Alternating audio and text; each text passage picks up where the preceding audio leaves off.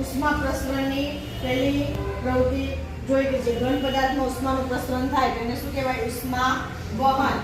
આજે આપણે પ્રવાહી પદાર્થમાં ઉષ્માનું પ્રસરણ કેવી રીતના થાય છે બરાબર એ આપણને સમજાવ્યું કે એને શું કહેવાય? ઉષ્મા નયન. તો એના માટે આપણે સૌથી પહેલા શું લઈશું? એક બીકર. અને શું કહેવાય? બીકર. પ્રીપાઈ સ્ટેન્ડ. શું કહેવાશે? પ્રીપાઈ સ્ટેન્ડ. સાધનના નામ યાદ રાખજો, મેં લખવા આપી શકીએ. તારની જાળી. તારની જાળી.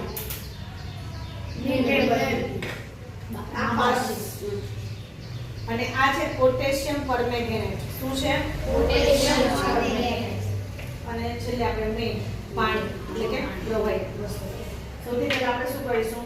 બીકરમાં આપણે થોડું પાણી લઈશું. ઓકે, મીઠબત્તીને આપણે સળગાવીએ. પંખા સ્વિચ બંધ કરી દો, લાઈટ આવી બંધ ના થઈ જાય. પંખા સ્વિચ બંધ રાખજો.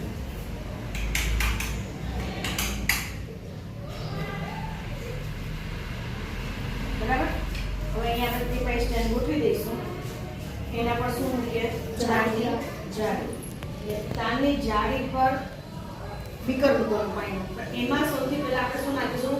પોટેશિયમ પરમેંગેનેટના થોડા કણ નાખીએ. આપણે શું નાખીએ? થોડા એવા કણ. પાણીને હલવા દેવાનું નહીં.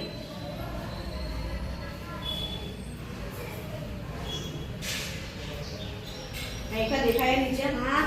હવે એ પાણીને આપણે શું કરીએ? હવે ગરમ કરીએ.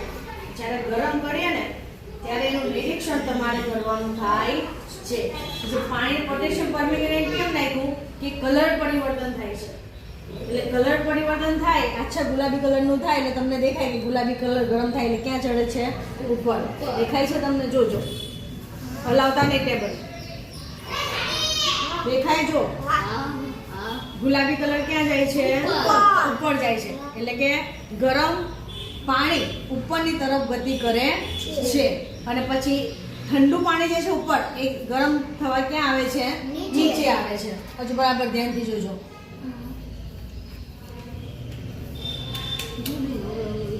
હરે હરે ઉપર આવશે. ગુલાબી કણો તમને દેખાશે. દેખાય? આ બાજુ જો. નીચેથી ઉપર તરફ. એટલે સૌથી પહેલા તો આપણે શું કર્યું? પાણીમાં પોટેશિયમ પરમેંગેનેટના થોડા કણો નાખ્યા.